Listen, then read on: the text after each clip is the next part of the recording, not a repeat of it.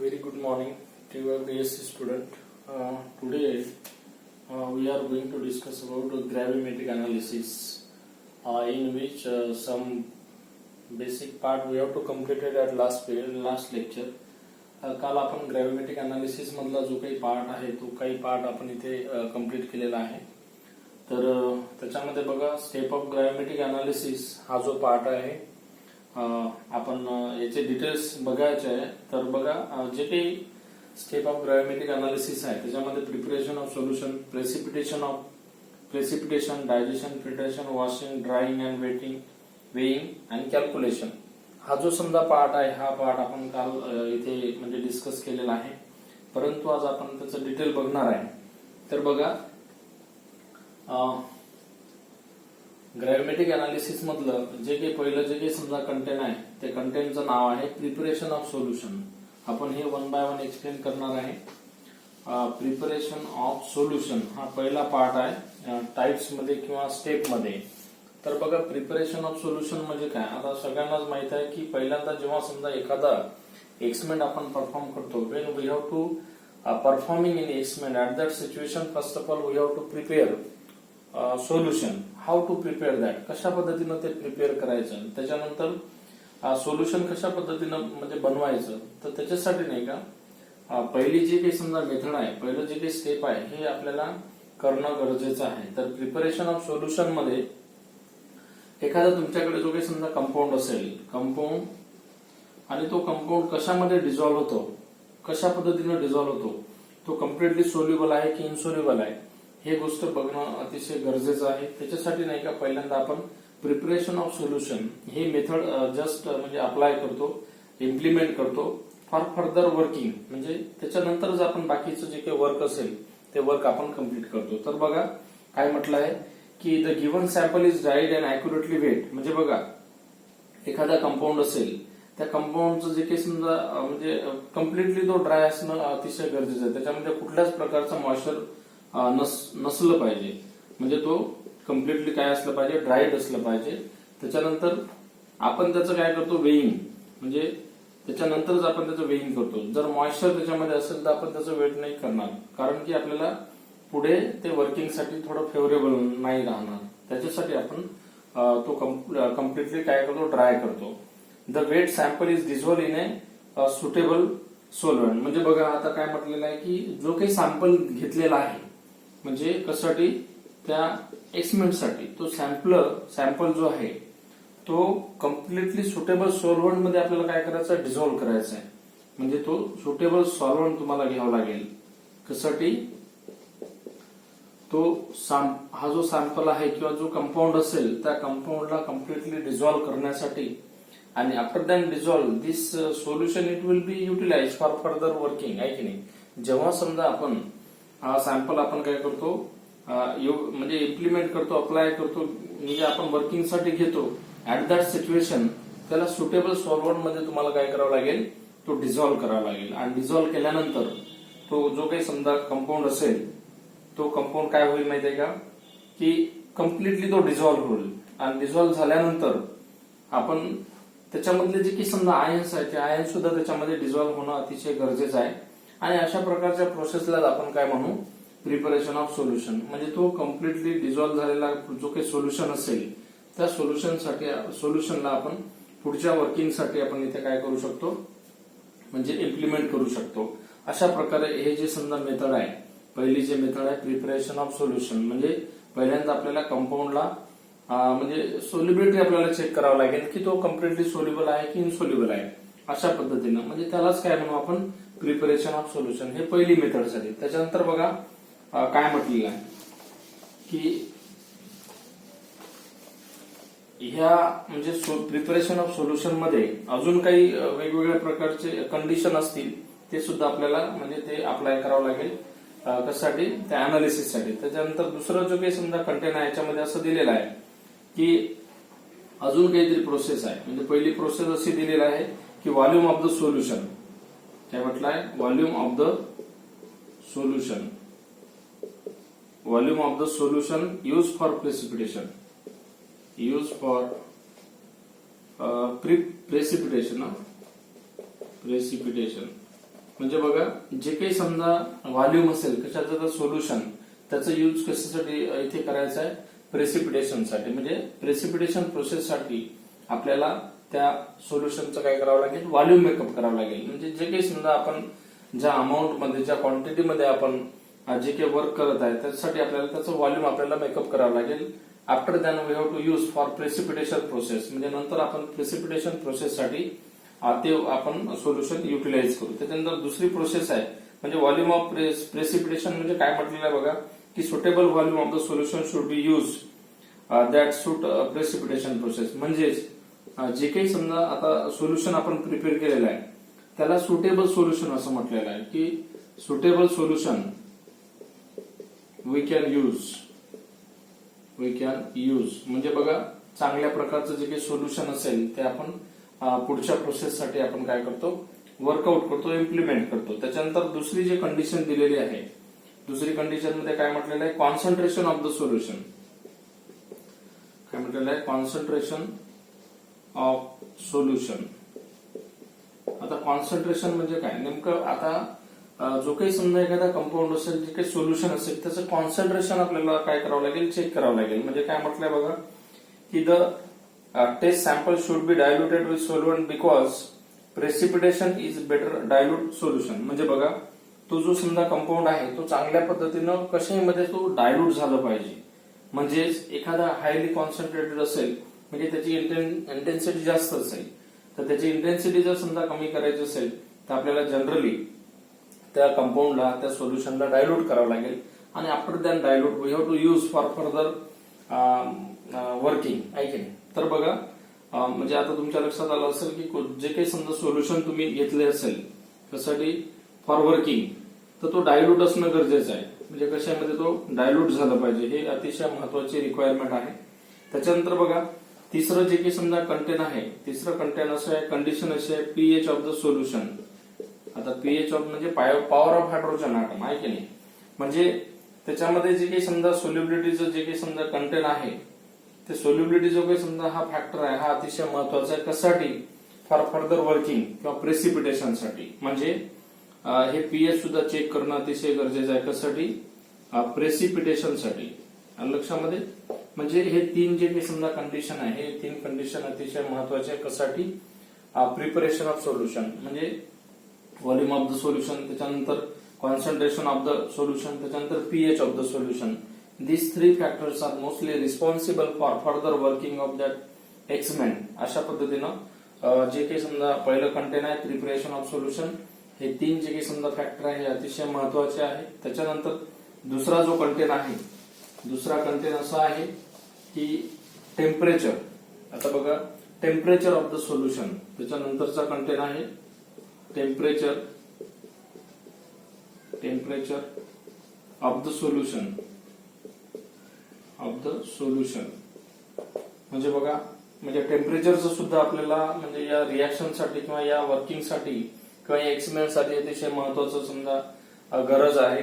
तर बघा काय म्हटलेलं आहे की precipitation is carried out in hot solution. म्हणजे बघा आता एखादा समजा कंपाऊंड जर समजा तुम्हाला डिझॉल्व्ह करायचं असेल डिझॉल्व्ह झालं नसेल तर त्याला तुम्हाला हीट सुद्धा करावं लागेल. म्हणजेच एखादा पार्शियली सोल्युबल कंपाऊंड असेल पार्शियली सोल्युबल म्हणजेच तो कम्प्लिटली समजा तो डिझॉल्व्ह झाला नसेल त्याला पार्शियली सोल्युबल असं म्हणतात. म्हणजे इनसोल्युबल असं म्हटलं तरी चालेल.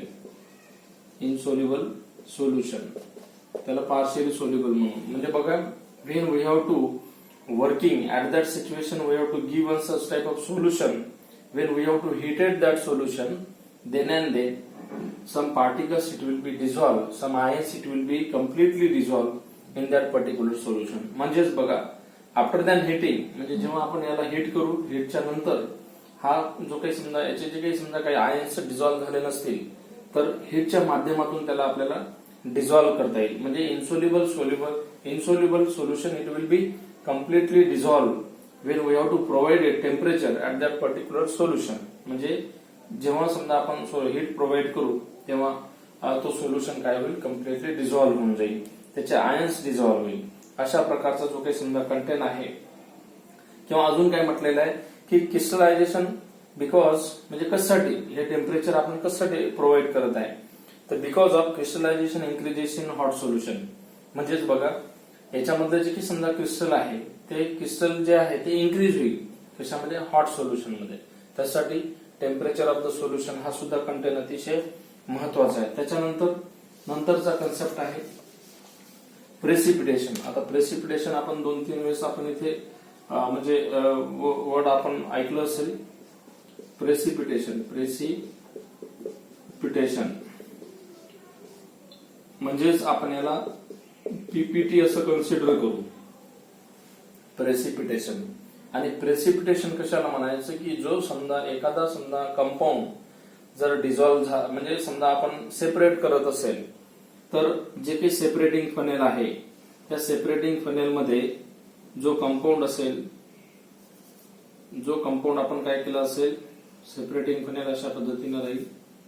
त्या सेपरेटिंग फनेल मध्ये काय होईल, इथे जो काही समजा तुम्ही जो काही समजा पेपर घेतला असेल त्याच्यामध्ये काही पार्टिकल डिझॉल्व्ह झाले नसतील किंवा सॉलिड मटेरियल आपल्याला इथे काय होईल म्हणजे मिळेल. बरोबर आहे. आणि जो काही समजा एखादा कंपाऊंड असेल तो डिझॉल्व्ह झालेला असेल तो आपल्याला इथे बीकर मध्ये मिळेल. लक्षामध्ये. म्हणजे प्रेसिपिटेट कशाला म्हणायचं की जो काही सॉलिड मटेरियल असेल किंवा जो डिझॉल्व्ह झालेला नसेल, जे फिल्ट्रेट मध्ये इथे म्हणजे कन्वर्ट झालं नसेल तर त्याला आपण पीपीटी असं कन्सिडर करू, म्हणजे प्रेसिपिटेट असं कन्सिडर करू. म्हणजे बघा आता प्रेसिपिटेशन म्हणजे नेमकं काय म्हटलेलं आहे तर precipitation reagent added analysis solution slowly with constant stirring. म्हणजे बघा हा जो प्रेसिपिटेट असेल आता याला अनालिसिस जर करायचं असेल तर याला कॉन्स्टंट स्टरिंग करावं लागेल. म्हणजे जो काही समजा हा जो समजा एखादा बीकर असेल आपल्याकडे, त्या बीकर मधनं आपण इथे सोल्युशन काय करता, इथे पुअर करत आहे आपण, याच्यामध्ये सोल्युशन असेल, याच्यामध्ये पुअर करता वेळेस याला आपल्याला कम्प्लिटली स्टर करावं लागेल. स्टर केल्यानंतर याच्यामधले काही पार्टिकल जे आहे ते याच्यामध्ये फिल्ट्रेट होईल आणि काही जे म्हणजे इन्सोल्युबल आयन्स असतील ते इथे प्रेसिपिटेट म्हणजे या पेपरला काय होईल इथे अटॅच होईल. बरोबर. म्हणजे डिझॉल्व्ह होणार नाही किंवा तो खाली इथे फिल्ट्रेट होणार नाही. म्हणजे अशा पद्धतीनं. त्याच्यानंतर बघा कॉन्स्टंट याला स्टरिंग पाहिजे. त्याच्यानंतर it result into the formation of sparingly soluble substance. म्हणजे बघा आता स्पेरिंगली सोल्युबल म्हणजे तो आता याच्यामध्ये जर पार्टिकल असेल काही फिल्ट्रेट झालेला असेल आणि जर समजा अशा प्रकारचा कंपाऊंड आपल्याला मिळत असेल तर त्याला स्पेरिंगली सोल्युबल कंपाऊंड असं म्हणायला हरकत नाही. त्याच्यानंतर बघा अजून काय म्हटलेलं आहे की when concentration of ions become greater than solubility product. म्हणजे बघा याच्यामध्ये concentration of ion it becomes काय म्हटलेलं आहे ग्रेटर दॅन सोल्युबिलिटी प्रोडक्ट. म्हणजे बघा याचं कॉन्सन्ट्रेशन आणि याचं कॉन्सन्ट्रेशन थोडंसं वेगळं राहील सोल्युबिलिटी प्रोडक्ट पेक्षा. त्याच्यानंतर अजून काय म्हटलेलं आहे पुढे बघा प्रेसिपिटेशन मध्ये की सोल्युशन बिकम सुपर सॅच्युरेटेड. म्हणजे बघा आता बघा यालाच काय म्हटलेलं आहे की जर अशा प्रकारची कंडिशन असेल तर त्याला सुपर सॅच्युरेटेड असं म्हटलेलं आहे. सुपर सॅच्युरेटेड काय प्रोडक्ट असं सुद्धा म्हटलेलं आहे की this super saturated followed by nucleation and precipitation formation. म्हणजे याच्यामुळे काय होते न्यूक्लिएशन प्रोसेस किंवा मग प्रेसिपिटेशन फॉर्म होतो. प्रेसिपिटेशन प्रोडक्ट असं कन्सिडर करू आपण. लक्षामध्ये. म्हणजेच बघा प्रेसिपिटेशन मध्ये जो काही समजा कंपाऊंड असेल तो कम्प्लिटली डिझॉल्व्ह झाला नसेल तर त्याला हीट प्रोव्हाइड करा.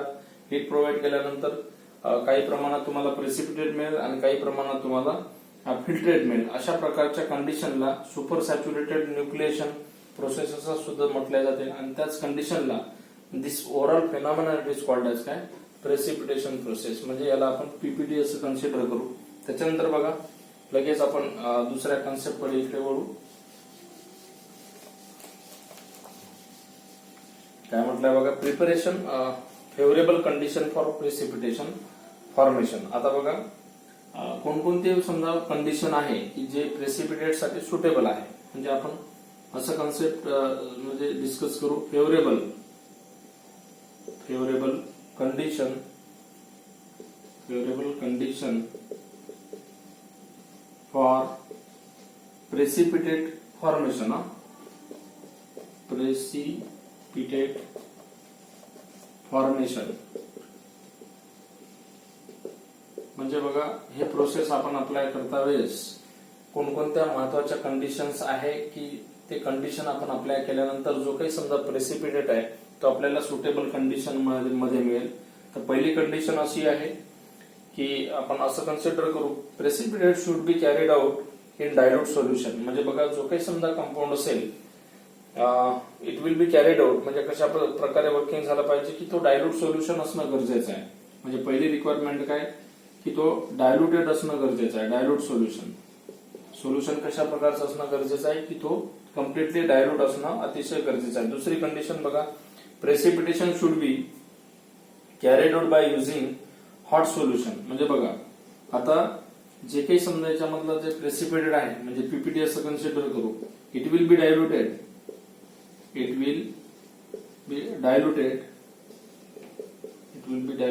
इन हॉट सोल्युशन असं का म्हटलेलं आहे की जे काही समजा पार्टिकल्स आहेत ते डिझॉल्व्ह झाले नसतील तर आपल्याला काय करावं लागेल त्याला म्हणजे टेम्परेचर प्रोव्हाइड करावं लागेल. आणि after than Wien provided temperature that solution it will insoluble solvent or insoluble condition it will be soluble after then provided heat किंवा टेम्परेचर. म्हणजेच तुम्हाला पीपीटी जे आहे it will B diluted in hot solution. त्याला तुम्हाला काय करावं लागेल हॉट सोल्युशन त्याला काय करावं लागेल सेपरेट करावं लागेल. तेव्हाच तुम्हाला तो कंपाऊंड काय होईल म्हणजे इन्सोल्युबलचं कन्व्हर्शन सोल्युबल मध्ये मिळेल. त्याच्यानंतर बघा नंतरची कंडिशन बघा नंतरची रिक्वायरमेंट की precipitation should be carried out by using hot solution हे झालं. त्याच्यानंतर बघा precipitation should be carried out in low pH possible. म्हणजे बघा काय म्हटलेलं आहे लो पीएच पॉसिबल. म्हणजे जो काही समजा कंपाऊंड असेल त्याचं जे काही समजा पॉवर ऑफ हायड्रोजन म्हणजे जे काही पीएच आहे ते कसं असणं गरजेचं आहे की लो असणं अतिशय गरजेचं आहे. त्याच्यानंतर चौथी कंडिशन बघा म्हणजे कशासाठी प्रेसिपिटेट साठी चौथी कंडिशन असं म्हटलेलं आहे की a slight excess of precipitation again should be added assure complete precipitation and to decrease the stability precipitate due to the common ion effect. म्हणजे बघा आता याच्यामध्ये जे काही समजा प्रेसिपिटेट जी काही प्रोसेस आहे प्रेसिपिटेट प्रोसेस हे याच्यामध्ये कम्प्लिटली जे काही समजा म्हणजे जो कंपाऊंड असेल तो त्याच्यामध्ये त्या सोल्युशन मध्ये कम्प्लिटली डिझॉल्व्ह होणं अतिशय गरजेचं आहे. आणि त्याला एक अशा प्रकारचं नॉमेनक्लेचर दिलेलं आहे किंवा अशा प्रकारचं नाव दिलेलं आहे की दॅट इज कॉल्ड ॲज म्हणजे precipitate process it is called as common ion effect. त्याला कॉमन आयन इफेक्ट असं म्हटलेलं आहे. कॉमन आयन इफेक्ट असं म्हटलेलं आहे. म्हणजे अशा प्रकारचे जे काही समजा फेनॉमेनॉन आहे that phenomenon it is called as काय कॉमन आयन इफेक्ट. म्हणजेच याच्यामध्ये जे काही समजा इन्सोल्युबल जे काही आयन्स असतील ते सोल्युबल होतील कशानं on the basis of hot solution on the basis of when we have to provided heat. म्हणजे हिट प्रोव्हाइड केल्यानंतर जे काही आयन्स डिझॉल्व्ह न होणारे आयन्स ते काय होतील याच्यामध्ये डिझॉल्व्ह होतील आणि त्याला कॉमन आयन इफेक्ट असं म्हटलेलं आहे. त्याच्यानंतर बघा नंतरची जे काही समजा कंडिशन आहे म्हणजे these are favourable conditions for providing precipitate काय फॉर्मेशन. त्याच्यानंतर बघा नेक्स्ट कंडिशन असं म्हटलेलं आहे की डायजेशन. त्याच्यामध्ये स्टेप आहे म्हणजे ग्रॅव्हिमेट्रिक अनालिसिस मध्ये हे एक स्टेप आहे डायजेशन. आता बघा डायजेशन म्हणजे नेमकं काय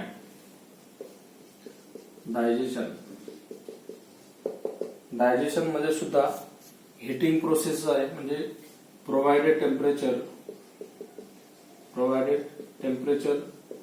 और हीट.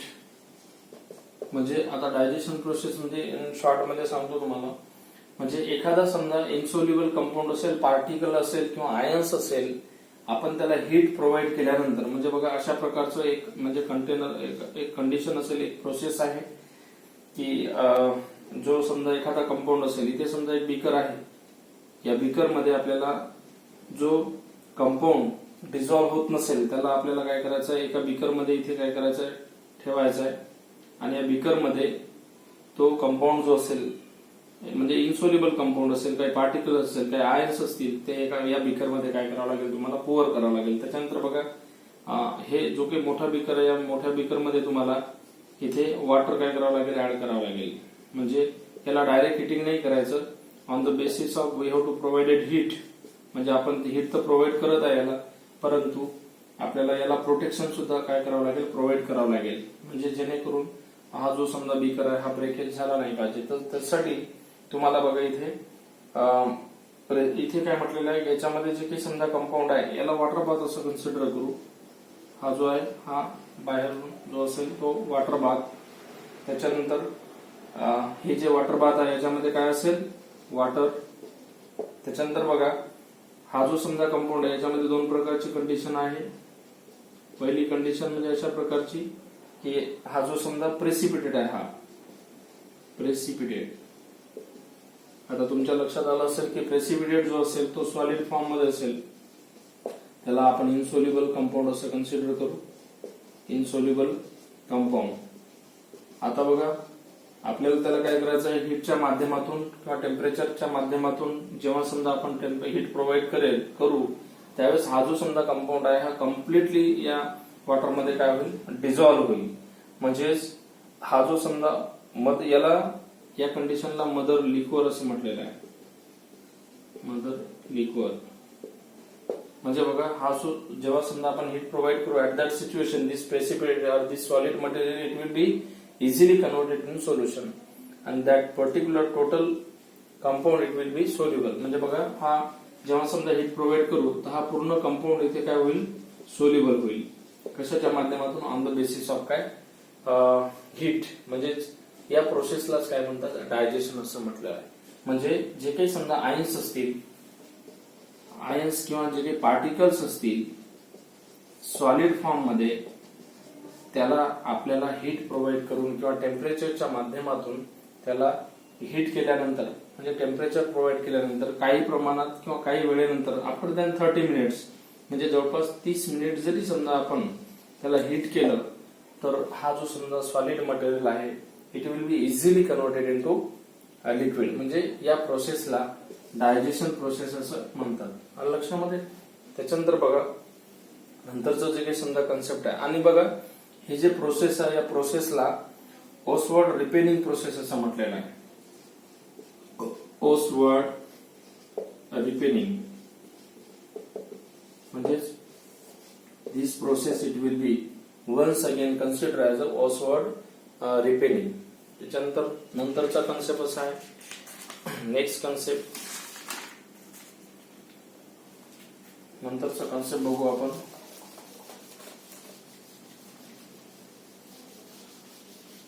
डायजेशन नंतर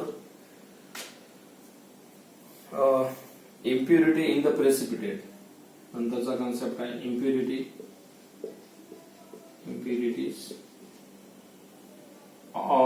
इन द प्रेसिपिटेट.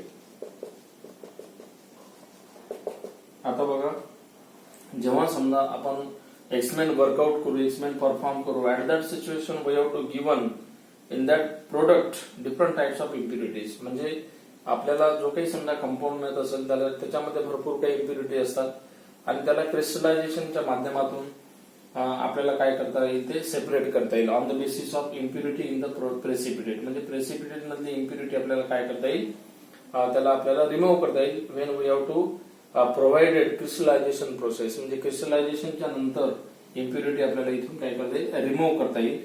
तर बघा काय म्हटलेलं आहे की to obtain accurate result with the gravimetric analysis. हे सुद्धा एक ग्रॅव्हिमेट्रिक अनालिसिसच एक्झाम्पल आहे. It is necessary to obtain precipitate.